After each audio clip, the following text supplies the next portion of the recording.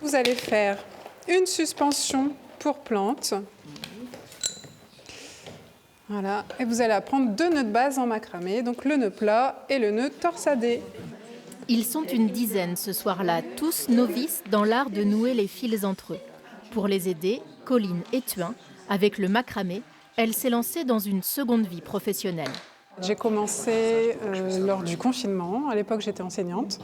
Je m'y suis mise. Enfin, en fait, j'ai pu réussir à m'arrêter à partir du moment où j'ai commencé. Ça détend énormément, mais en plus, ça nourrit l'esprit créatif. 2 heures, une fois par mois, pour s'initier à un art nouveau. Les participants ont déjà testé le travail du cuir, le tissage, le tressage de l'osier ou le vitrail. Ils reviennent en général d'une fois sur l'autre. Et souvent, on apprend des nouvelles choses.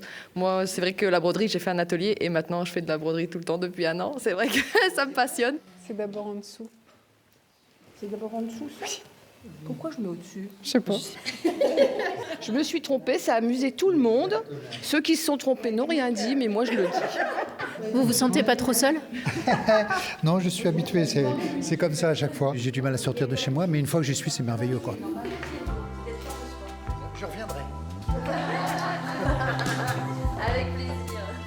Un atelier dans un cadre assez exceptionnel. L'abbaye de Saint-Riquier mêle architecture classique et touche d'art contemporain.